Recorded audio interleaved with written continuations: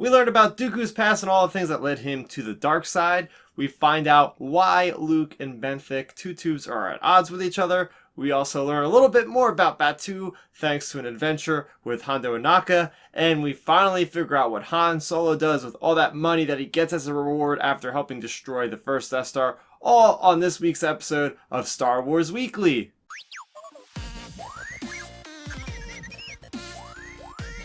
Hello everybody, my name is Starrapter and welcome to the channel. If you're new, welcome. Every single week I break down the latest in Star Wars. That can include the novels, TV series, and more. But this week, I'm going to start off with something that we haven't had really ever before, at least with Star Wars canon, and that is an audio drama released by Del Rey. We have Dooku, Jedi Lost. So with all the releases of the Del Rey novels and the Disney Lucasfilm novels, they always have a counterpart of an audiobook if you wish not to read them. However, Del Rey has gone ahead and made this an exclusive audio-only Star Wars story. What that means is you can't get this in a script or a novel form. It's simply only made to listen to. So with that, we have this entirely fully developed story with sound effects from all your favorite Star Wars movies, along with music and a full cast. It's just not one person talking. We have an entire full cast of characters that include the like of Count Dooku as well as Assaj Ventress, plus so many more characters. What I will say is I finished this earlier today as of recording this today, and this is incredible. This is an amazing story.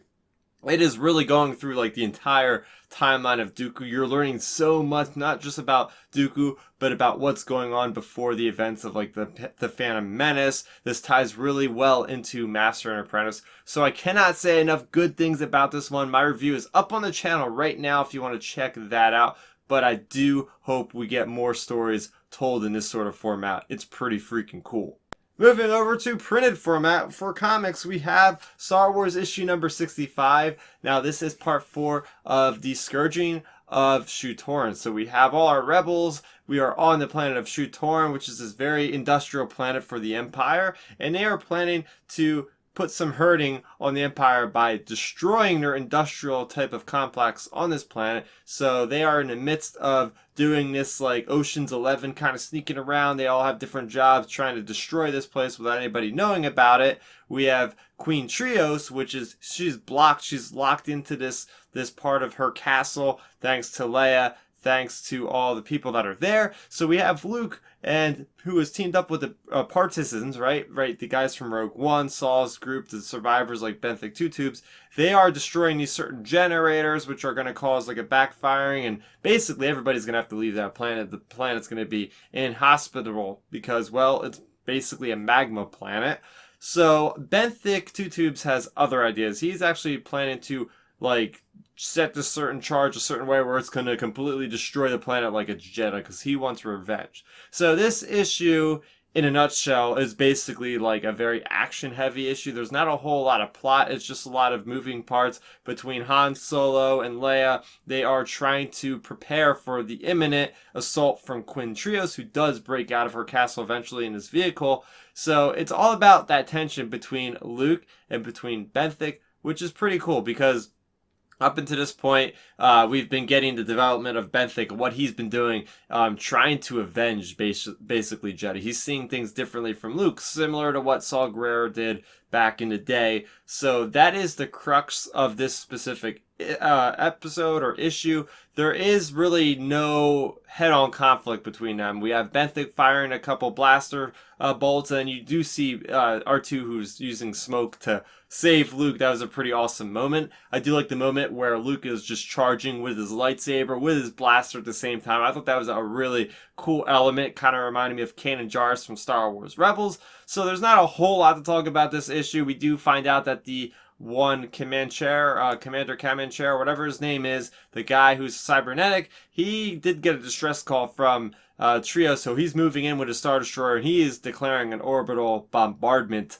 on this place. He doesn't even care if any of his innocents are going to get killed because they have to kill the rebels, especially these are very important rebels, the ones that helped destroy the Death Star. So yeah, that was what happened in Star Wars issue number 65. We have another Han Solo story this week, and that is Age of Rebellion Han Solo issue number 1. So the crux of this story is all about what happened to all that money that Han received as a reward for helping destroy the first Death Star. Well, we find out in this issue. So we have Han Solo very soon after the destruction of the Death Star. He is just chilling with Chewie on the Falcon, and you have Luke, who comes on board and pretty much just makes them do a job for the rebellion. Even though they think of themselves still at this point as freelancers, they're not part of the Rebel Alliance really yet. They don't want to be.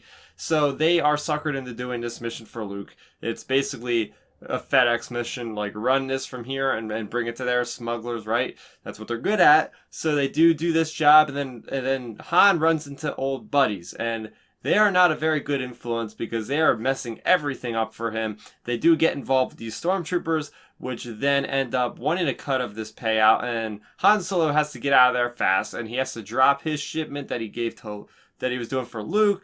They end up having these aliens take it over. They come back later to pick up the same packages. Those aliens want some money for these packages, of course, and well, they want all of the money, so that's what happens. Han Solo gives out 17,000 Imperial credits to these aliens, and then he does deliver those same packages to the Rebel allies, and then they're all like, yes, we got to do more missions, and, well, we know what happens with Han, is he eventually joins the Rebel Alliance in earnest, and so this is a story that helps branch into that. We know that Han Solo, even though he's a rogue, even though he's a smuggler and a scoundrel, he still has a heart in the end. Some cool things I liked about this is those aliens that did take the supplies from Luke that wanted the bribe for it or whatever, the money for it. They're actually the same species that were in Star Wars Resistance, a brand new alien species that is the species of Flux. I'm not sure what the species name is, but I thought that was a great callback. But yes, again, I really do like how we have this connective tissue now. We did find out that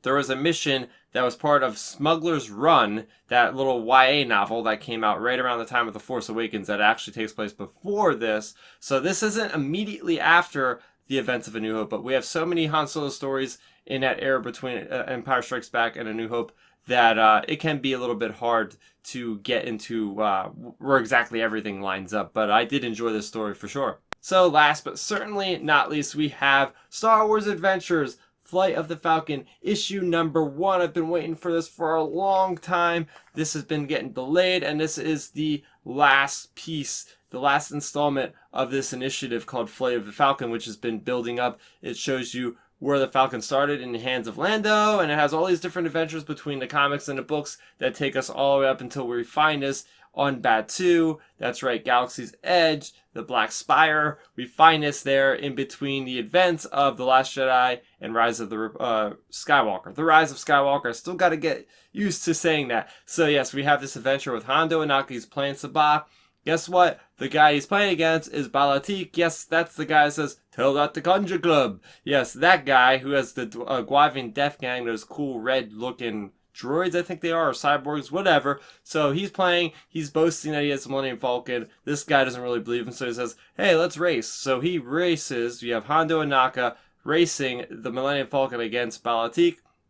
They get stuck in a tractor beam. Then these porgs on board end up messing with the wiring, and then the Falcon's not really operating right, and they're getting sucked into the same craft that was the craft that they got the Falcon from in The Force Awakens, that Han Solo had, that big freighter. Well, apparently Balatik actually has that thing in his possession, so they were trying to steal it, and they warned him that, hey, we have bombs on board, and they're going to explode if you get too close. And they bought that, and they were able to get out. The next thing you know, Chewbacca comes back to Batuu, because that was the whole arrangement, was that Hondo Ohnaki was going to help fix the Millennium Falcon, and Chewie's going to come back later and pick it up. And then we find out that Hondo Ohnaki says, hey, if I can hold on to this thing for a little bit longer, I can make some money on the side, and whenever you need it, you can come back and get it. So that's like the whole setup for why the Falcon is going to be on Batuu. What's its significance? Why is it not with Chewie? Why is it not with Rey? Well, we have this story to thank for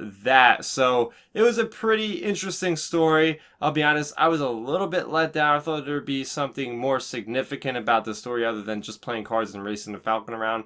but it is nice that we finally have the ending to the story. I mean, it's pretty nice that we see characters like the character of Majo, I think, or Maho, this female character that we see in Pirate's Price. So there's a little bit of crossover, which I always appreciate with this continuity of Star Wars. So yeah, what'd you guys think of this story, and what'd you think of the Flight of the Falcon series as a whole? Let's talk about it in the comment section below. So moving over to this week's question, we have from Robin McCormick. He's asking me, Star Wars Weekly, which film served as the most epic Star Wars finale until the sequel trilogy came along? Revenge of the Sith or Return of the Jedi? So without a doubt, it's got to be Return of the Jedi, because you have this three-pronged finale where you have, you know, Luke facing off against his father in the most awesome epic duel as far as significance and thematic resonance and all that good stuff about good and evil and redemption.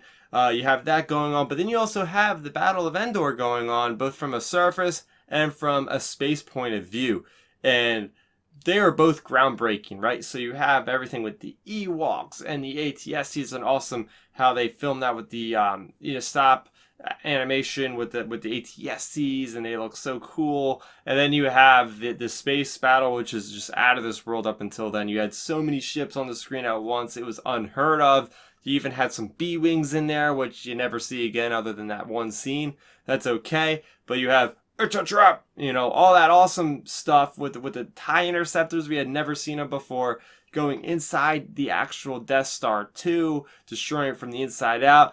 You're like, yeehaw! With Lando at the end there. I mean, how can you get more epic than that? And they do a great balance with just going from one to one to one. Now, I do not want to discount Revenge of the Sith as climax go either, because, well, you have the most epic duel probably you can ever say, and that's between Anakin and Obi-Wan on Mustafar, the lava, the excellent score that just is so emotionally heavy. You got these two brothers that are basically fighting to the death.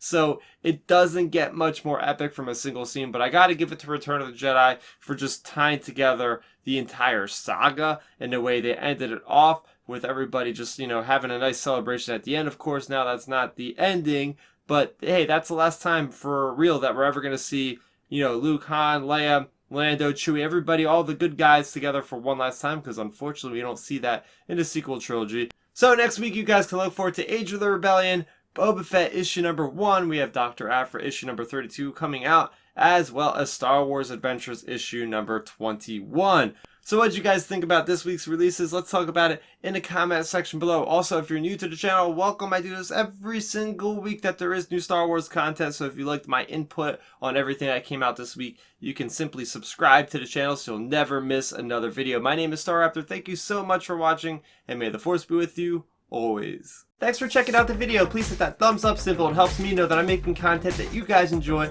And if you enjoyed this video, I also include 2 videos down below you guys should check out. And please consider subscribing to this channel. It helps support me, and it notifies you guys of when I get new videos up on the channel. You can also contact me on Twitter, Facebook, and Instagram at Starrapter.